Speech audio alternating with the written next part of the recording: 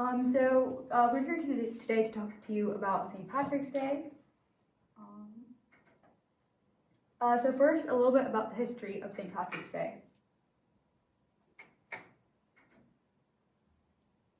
So St. Patrick's Day is a religious holiday that has been celebrated for over 1,000 years and was originally to honor St. Patrick. St. Patrick, who lived during the 5th century, is the patron saint of Ireland. He was born in Roman Britain and was kidnapped and brought to Ireland as a slave at the age of 16.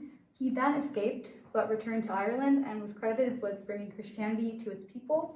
In the centuries following Patrick's death, he was believed to have been, which was believed to have been on March 17th, 461.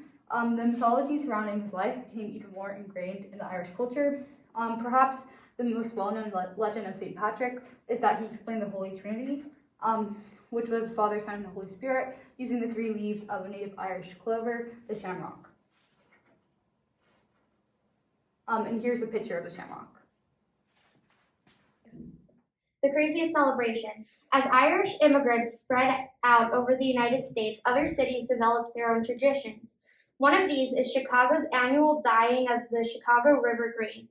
The practice started in 1962 when city pollution control workers used dyes to trace illegal sewage discharges and realized that the green dye might provide a unique way to celebrate the holiday.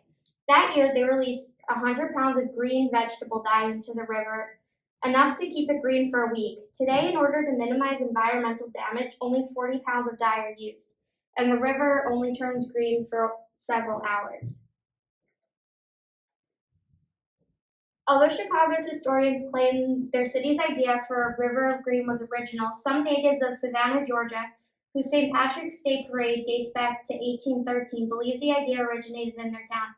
They point out that in 1961, a hotel restaurant manager named Tom Woolley convinced city officials to dye Savannah's river green. The experiment didn't work as planned, and the water only took a slightly greenish hue. Savannah never attempted to dye its river again, but Woolley maintains, though others refute the claim, that he personally suggested the idea to Chicago's mayor, Richard James Daley.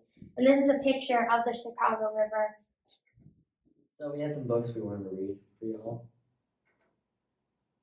So first up, The Night Before St. Patrick's Day by Natasha Wing and Amy Wummer, and How to Catch a Leprechaun by Adam Wallace and Annie Okerton.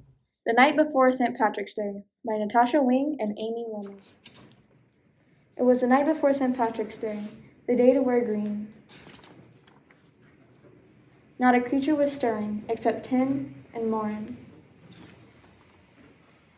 They decked out the den from ceiling to floor with streamers and rainbows and shamrocks galore. Later, they carefully made traps with gold charms and rings. I bet we catch a leprechaun. They love shiny things. For if they caught one, so the legend told, they find where he buried his big pot of gold. They set all the traps round a room with great care, in hopes of a wee Irishman soon would be theirs. The children then nestled all snug in their beds, while visions of golden coins danced in their heads. Happy St. Patty's, said Dad early next morning. Then he started to play the bagpipes without warning. He huffed and puffed an old Irish song. Mom dished out green eggs and sang loudly. When from their bedroom there arose such a clatter, the kids ran down the hallway to see what was the matter. And what was their wondering eyes should appear but a terrible mess, a leprechaun was here. Be quiet, whispered Maureen. He's hiding somewhere. When we find him, remember, you must hold his stare.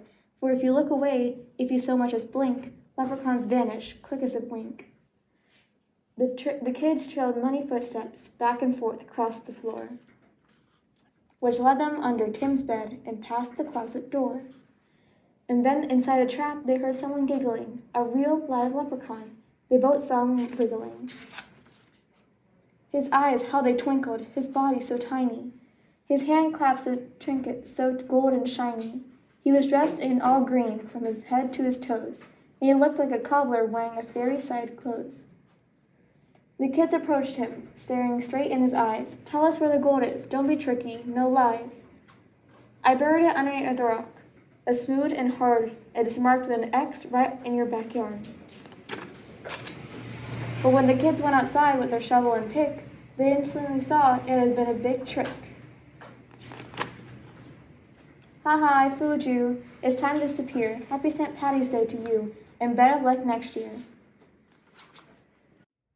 This is How to Catch a Leprechaun by Adam Wallace and Andy Elkerton.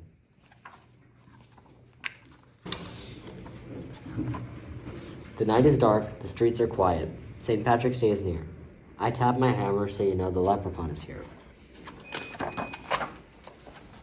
I'll pull out all your laces, put glitter in your hair, and when you walk around, you'll see gold coins everywhere. You'll never catch me in your trap, but yes, I'll make a scene. I'll turn the whole place upside down. Your toilet will be green.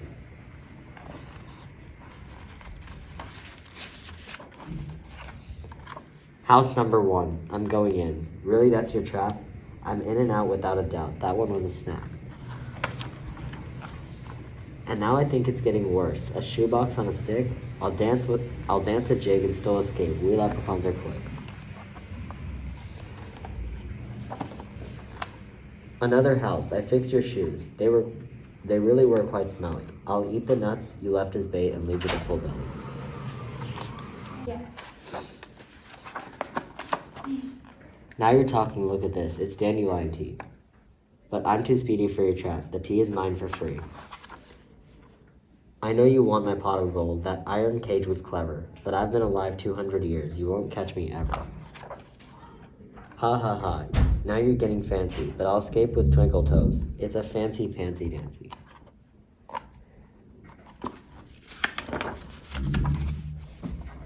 It seems to me an engineer has helped with this design. Too bad this little leprechaun is going to be just fine.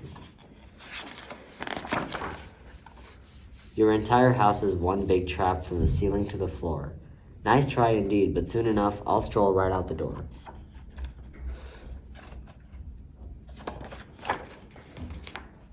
The leprechaun be gone 3000 gave me quite a scare, but without a 4-leaf clover, I won't be caught in there.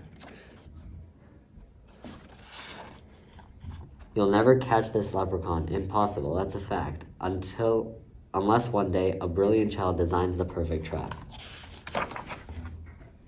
But who will that child be? Okay, so we're going to be making for our craft, we're going to be making a leprechaun trap. You will be seeing it very soon.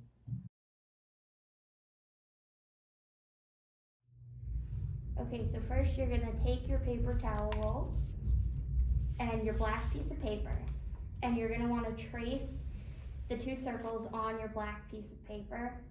We have paper that we rolled up because we couldn't get a paper towel roll for this, but paper towel rolls work perfect for this, and you can just paint those or cover them in paper.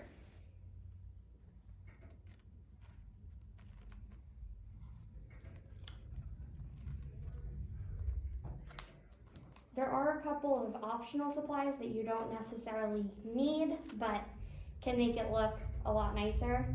Paint to decorate the outside. Paintbrushes, you're probably gonna want water. You're probably gonna want something to put the paint on. You're also gonna need gold coins, which are chocolate. Or I mean, I guess if you have real gold coins, you can use those too.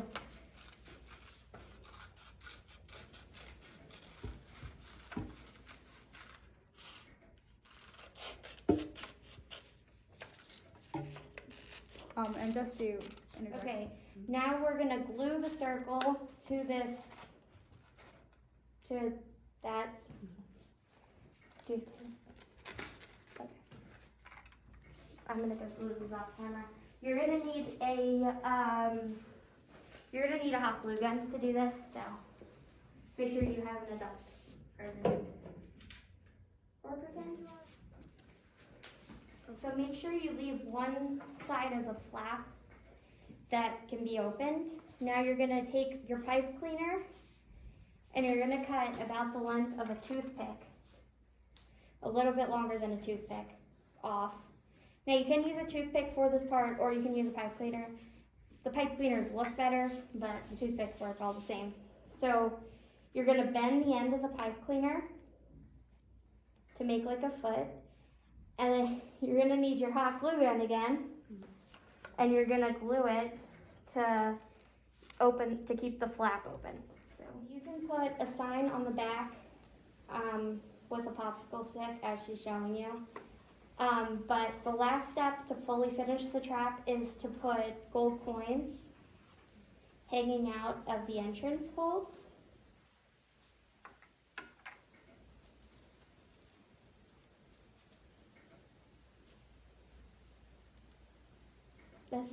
It's still open, I promise. It's still keeping it open. So you can just put some gold coins coming out of it, and there you go, the leprechaun will get stuck. You can also decorate it and put the sign as we previously mentioned.